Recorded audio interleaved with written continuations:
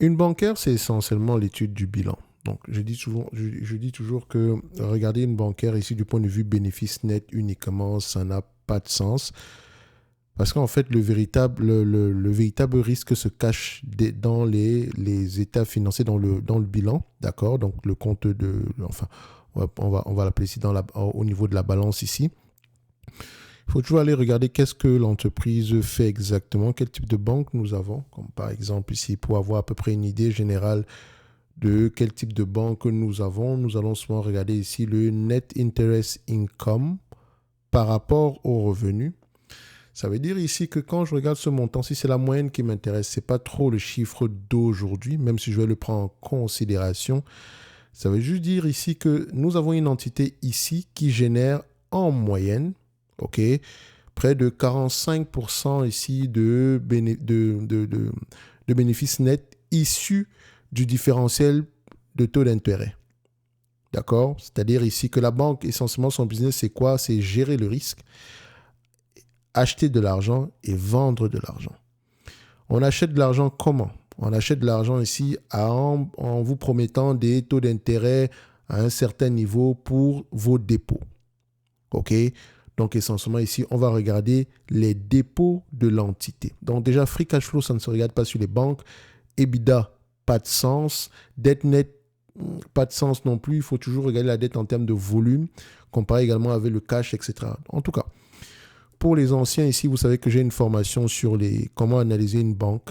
D'accord? Donc, elle est disponible en lien dans la description de la vidéo. Vous allez arriver sur ce genre de page-ci. Donc, en bas de page, ça sera à ce niveau-ci. D'accord? Vous ne le voyez pas présentement ici. Si je fais juste ça, voilà, à ce niveau-ci. Donc, c'est un combo de 3 formations qui prennent en considération aussi les rates, les rapports financiers et ainsi que les bancaires. Parce que je sais que les banques, c'est un animal une banque, c'est un animal un peu différent. Donc, quand je regarde les net interest income, ça me sert à quoi? À partir de ce niveau, je sais que c'est une bancaire qui peut s'échanger à plus d'une fois les actifs tangibles nets. Donc, je ne serais pas étonné qu'elle s'échange à 2 fois les actifs tangibles nets. Et si ce n'est pas le cas, ça veut dire ici que le bilan financier de la compagnie en question est questionnable. OK?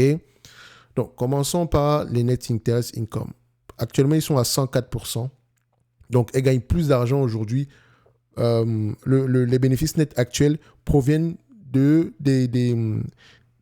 généralement ici du différentiel sur les taux d'intérêt. Donc, elle gagne la majeure partie de son cash ici à ce niveau-là.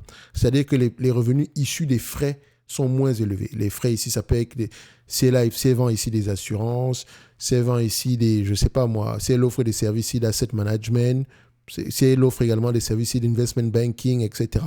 OK? Donc, ensuite, on va regarder l'évolution des dépôts. C'est les banques, essentiellement, c'est ça. Le total des dépôts, je veux que le total des dépôts augmente année après année. Si vous avez un total des dépôts qui diminue, ça veut dire que certaines personnes ont retiré leur cash. OK? Et si les gens si vous achetez de l'argent grâce au dépôt, d'accord, techniquement, si cet argent-là diminue, ça veut dire également ici que vous devez rembourser certaines personnes dont votre portfolio d'investissement va avoir tendance à diminuer. Donc, il faut déjà aller regarder quelle est la raison pour laquelle les dépôts ont baissé. Et ici, vu qu'on offrait des taux d'intérêt à des niveaux assez élevés, ici, si la banque n'a pas offert des taux d'intérêt à des niveaux équivalents à ce qui se faisait en moyenne sur le marché ici, les gens auront tendance à récupérer leur cash. Notamment, ici, on peut voir qu'on a près de 100 milliards qui ont presque disparu, qui sont allés ailleurs. Mais ce n'est pas la première fois. Ça ne veut pas dire que c'est alarmant, mais ça prend en considération toujours aller vérifier quelle est la raison derrière. Peut-être ici, l'entreprise a du mal à rémunérer les dépôts actuels à des taux d'intérêt actualisés. Tout simplement parce que le portfolio de prêt est mal positionné. Important à aller regarder. Quand on achète de l'argent, ici, au niveau des dépôts, on vend cet argent. Et quand on vend cet argent-là, on prête cet argent à quelqu'un d'autre. Dans quel secteur d'activité en majorité? Est-ce qu'ils sont solvables? Si c'est une entreprise qui est très investie sur le secteur ici de l'immobilier de bureau, par exemple, c'est un secteur qui est en difficulté. Or, mais si c'est l'immobilier de bureau, mais en plein Paris, en plein quartier de la Défense, c'est un peu différent. voyez ce que je veux dire? Donc, il y a toujours des nuances, il y a toujours des particularités à avoir. Et comme je répète toujours ici, une bancaire ne s'analyse pas comme vous avez l'habitude de le voir sur la plupart des gens qui vont aller regarder, la plupart des personnes qui vont faire des analyses quantitatives sur les bancaires. C'est un peu différent. Ensuite, une fois que j'ai regardé les dépôts, j'ai constaté qu'ils sont en baisse. Je vais regarder ici les net loans par rapport aux dépôts. Histoire de voir si la banque ici a prêté la majeure partie de ce qu'elle a en dépôt ici. Donc, toujours ici, c'est la moyenne qui m'intéresse. Je vois ici que c'est une bancaire qui avait tendance à prêter en majeure partie ce qu'elle déposait ici, ce que les déposants ici avaient en compte, dans leur compte ici. Actuellement, nous sommes à des niveaux assez... Nous avons à peu près un trend de moins en moins élevé. OK? Actuellement, ça peut être exceptionnel. Toujours aller vérifier pourquoi. Donc, 90% ici des dépôts sont prêtés. Ça peut également être dû au fait que les dépôts actuels ont baissé, d'où l'augmentation de ce ratio-ci. Vous voyez que ça va dans le même sens. OK? Du moment où on n'est pas à 100%, moi je suis correct. Ça veut dire que l'entreprise a encore assez de marge de manœuvre pour continuer à profiter des taux d'intérêt assez élevés comme en date d'aujourd'hui. Comme quoi ici, une bancaire ne profite pas réellement des taux. C'est une arme à double tranchant, je le rappelle toujours. Ce n'est pas parce que les taux d'intérêt augmentent que les banquiers vont forcément gagner de l'argent. Tout dépend du positionnement ici du portfolio de prêt. Et tout dépend ici des taux d'intérêt que vous offrez à vos différents déposants. Et encore, les déposants en question, est-ce qu'ils sont assurés? Il faut toujours aller vérifier ça à ce niveau, d'accord? Donc, ensuite, qu'est-ce qu'on va vérifier? Après avoir vérifié cela ici, on va aller voir on va regarder ici l'évolution au niveau du nombre d'actions. Est-ce qu'il augmente ou diminue? Il est plutôt en diminution. Correct. OK. Ensuite, on va aller voir ici les net loans. Donc, le pourcentage ici de cash qu'on a mis de côté pour les prêts non performants. Par rapport aux prêts non performants. OK? Il est important d'aller regarder cette métrique-là également. Mais on va pas faire tout cela ici, OK? Je vais regarder ici le ROE. Essentiellement, vu que les bancaires sont en cash, on veut un ROE qui est essentiellement aux alentours de 10%. Est-ce que c'est le cas ici? J'ai 4,5%. Ça veut dire ici que l'entreprise en question, par rapport aux actifs qu'elle a, elle n'arrive pas à dégager des rendements assez élevés. Ça veut dire ici que quand vous allez regarder ces actifs-là, il faut questionner la qualité de ces actifs. Et comme on peut le voir ici, c'est une bancaire qui s'échange aujourd'hui à un tangible book value par action ici aux alentours de combien? Nous avons à peu près quelque chose ici aux alentours de 0,3. Donc, vous avez vérifié ici tout à l'heure que les net interest income par rapport aux revenus sont aux alentours de 50%. Donc, c'est une bancaire normalement qui devrait s'échanger à plus de une fois les actifs tangibles net par action. Or, ici, on a 0,3 fois. Ça veut dire que les actifs tangibles en question ici sont questionnables. Et connaissant cette bancaire, si elle fait énormément de produits dérivés, or les produits dérivés, vous pouvez mettre la valeur que vous voulez dessus. Donc, ça fait peur au marché. D'accord? Ça fait peur au marché. Vu que les banques également ici font de l'argent avec de l'argent, il ne faut jamais questionner, il ne faut jamais, comment on dit ça, accepter qu'une bancaire perde de l'argent. Oui. Il ne faut pas l'accepter. Et généralement, sur les banquiers, on va normaliser les revenus parce qu'ils ont tendance à avoir des charges exceptionnelles. Donc ici, quand on normalise les revenus, vous remarquez que cette bancaire n'a jamais perdu d'argent. Je dis bien jamais. Et quand on normalise ces bénéfices nets-là, je ne veux pas prendre ceux qui sont en date d'aujourd'hui, je prends la moyenne sur les 10 dernières années, nous avons à peu près aux alentours de 3,3 milliards. Le 3,3 milliards en question, je me dis ceci. C'est une compagnie qui a tendance à rapporter 3,3 milliards par an. À 10 fois les bénéfices, d'accord, on a à peu près à 33 milliards. Sans prendre en considération la dette nette, bien sûr. Ça ne vaut pas la peine de le prendre ici à 10 fois les bénéfices. Divisé par le nombre d'actions, à savoir 800 millions d'actions, donc 0,8, on a à peu près une valeur qui pourrait aller aux alentours de 41,25 $. Et quand on check les actifs tangibles ici, la moyenne par rapport ici à la médiane ici, sur les 10 dernières années, le marché a tendance à payer 0,4 fois les actifs tangibles par action. Or, Le tangible book value ici per share en date d'aujourd'hui est de combien? Il est à peu près de 0,70, disons 77. Donc, on est à 77 fois 0,4, ça représente ici à peu près autour d'une trentaine d'euros par là. OK?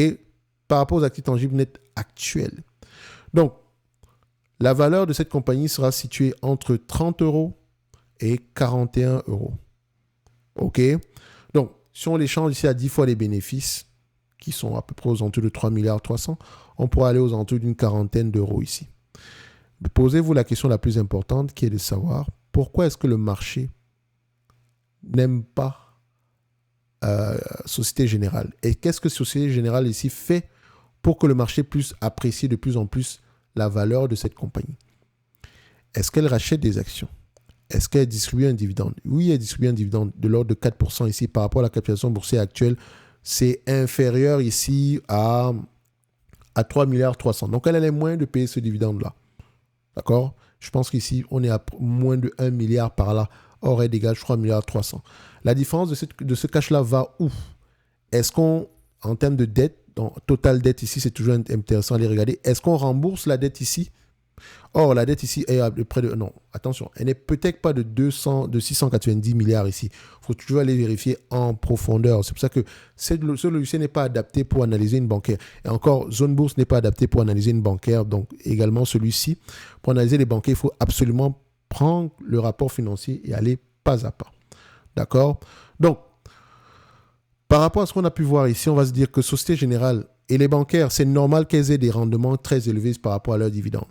Mais également, ce sont les entités qui doivent racheter leurs actions. Du point de vue réglementaire également, on doit également avoir un tier 1 ratio ici, aux alentours ici de 10% de manière réglementaire. Or, ici, on a d'une quinzaine de pourcents. Donc, c'est correct. Elle respecte ici, en termes de régulation ici, elle est en phase avec la régulation actuelle qui est aux alentours de 10% et plus.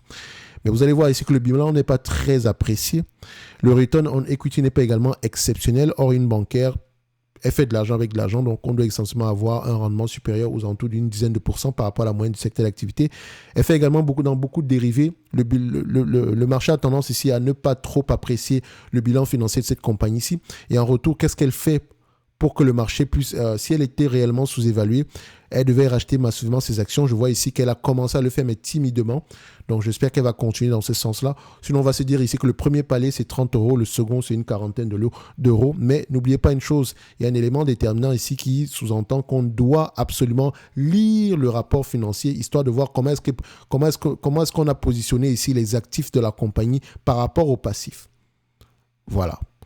Donc, un like, un abonnement, un commentaire, ça fait toujours plaisir. N'oubliez pas en description de la vidéo ici, vous avez le combo des 3 formations ici. Vous aurez un tarif spécial ici. Vous allez voir que le prix sera différent par rapport à ce que vous avez eu ici. Donc, les rates, analyser les rapports financiers et analyser une bancaire ici. Vous avez tout ça en description de la vidéo. Sans compter ici, jusqu'au 29 du mois de février, vous avez accès aux notes d'analyse gratuitement. OK? Dites-vous que... les notes d'analyse sont basées sur moi, ma lecture des rapports financiers, l'écoute des conférences calls. Ce que j'ai fait ici avec la bancaire actuelle, c'est très rapide. OK? J'ai fait plusieurs vidéos sur les bancaires et je vous encourage à aller voir celles qui sont plus longues ici, notamment sur Crédit Agricole et j'en passe. En tout cas, il n'est pas exceptionnel sur une bancaire d'avoir à peu près des taux des dividendes assez élevés parce qu'elles auront tendance à se négocier à des PER très bas, vraiment aux alentours de 10, et généralement, on va les apprécier par rapport aux actifs tangibles nets. Et quand une entreprise a tendance à s'échanger pendant longtemps en dessous de ses actifs tangibles nets, surtout une bancaire, ça veut dire qu'il y a un problème par rapport à ces actifs-là.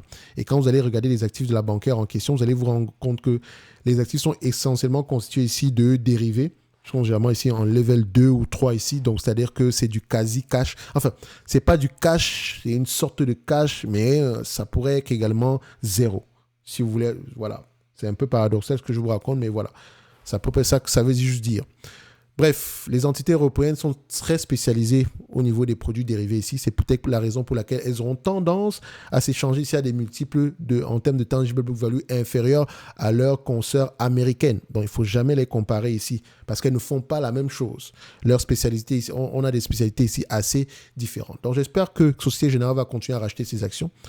Sinon, moi, de mon côté, comme d'habitude, je me réserve le droit de me tromper.